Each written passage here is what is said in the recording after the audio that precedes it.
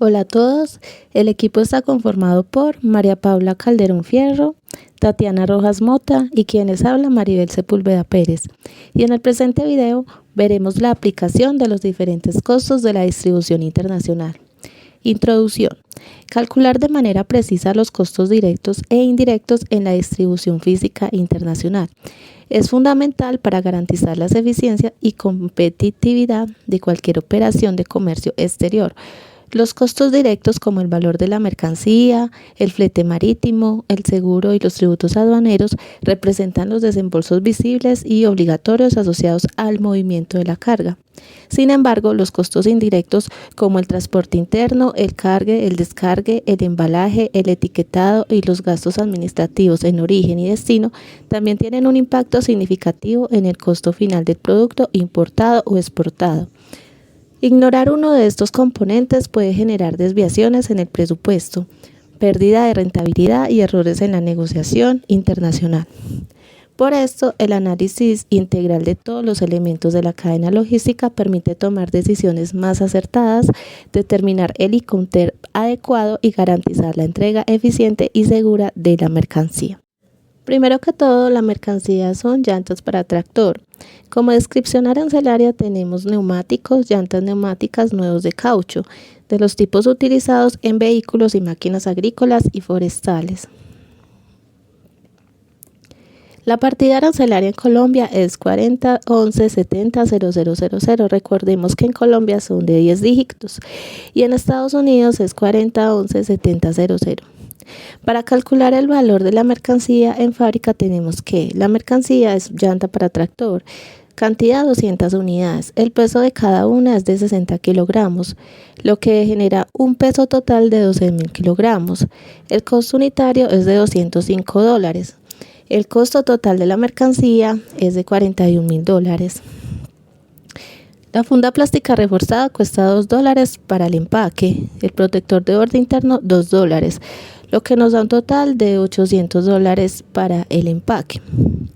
El embalaje tenemos carga sobre el pallet, cintas, malla, envoltura industrial, que cuestan $4.50 por llanta, para un total de $900.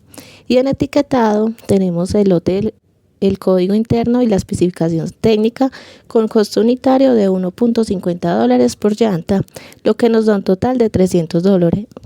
Esto nos da un total de $43.000 en fábrica. En el transporte tenemos que la mercancía pagó un transporte terrestre desde la empresa fabricante hasta el costado del buque de $160. Y en el transporte marítimo pagó un flete de $0,10 por kilogramo. Por lo tanto, el costo total del flete es de $1.200, lo que nos da un total en el transporte internacional de $1.360. Para costos por manipulación tenemos que el cargue es de $560 y el descargue de $450. En el seguro, el valor de la mercancía es del 15% del valor del flete marítimo.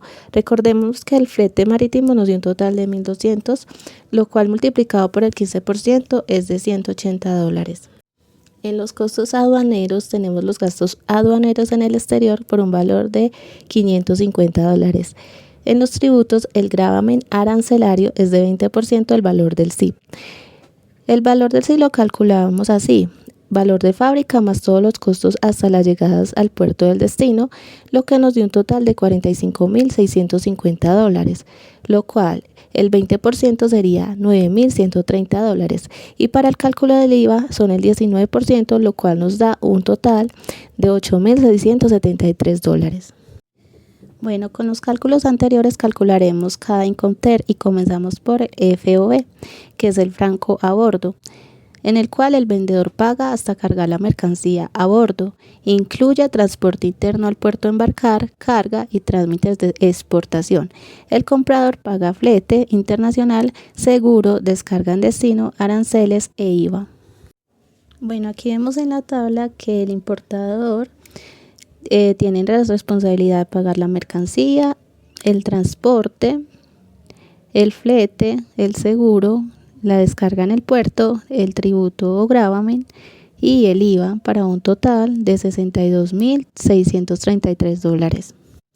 En el incoterm franco a bordo, En Helicóptero EXW, el vendedor entrega en su fábrica y el comprador asume todo, lo que incluye el transporte interno, el cargue, el flete, el seguro, gastos aduaneros en origen, descarga, aranceles e IVA.